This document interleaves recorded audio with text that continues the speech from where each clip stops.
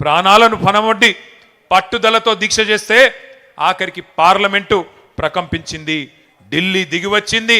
December 9 అర్ధరాత్రి నాడు తెలంగాణకు అర్ధరాత్రి స్వాతంత్రం సిద్ధించిన మాట ఒక్కసారి గుర్తు చేసుకోమని చెప్పి నేను గుర్తు చేస్తా ఉన్నా. కానీ ఈ దీక్ష విఫలం కావాలి, తెలంగాణ రావద్దు, తెలంగాణ ఏర్పడితే మరి మన ఆధిపత్యం పోతుందని చెప్పి చాలామంది కుట్రలు చేసినారు. जैसे हमारे भाई लोग कहते हैं, मुद्दई लाख बुरा चाहे तो क्या होगा, वही होगा जो मंजूर खुदा होगा.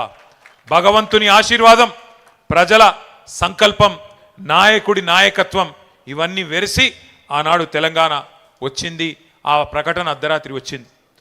హస్తినలో చిదంబరం గారు ఆనాడు అర్ధరాత్రి పూట తెలంగాణ స్టేట్మెంట్ చదువుతుంటే ఇప్పుడే మా వానక్క చెప్తున్నది, ఉద్వేగంతో ఉప్పొంగిపోయింది ప్రతి తెలంగాణ గుండె.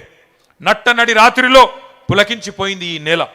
ఓటములు, గాయాలు, కన్నీళ్లతో అలసిపోయిన చరిత్రలో ఒక్కసారి మొట్టమొదటిసారి తొలి విజయం దక్కింది అంటే దానికి కారణం మన నాయకుడు కేసీఆర్ గారి రణనినాదం అనే మాట మర్చిపోవద్దని చెప్పి నేను గుర్తు చేస్తా ఉన్నా.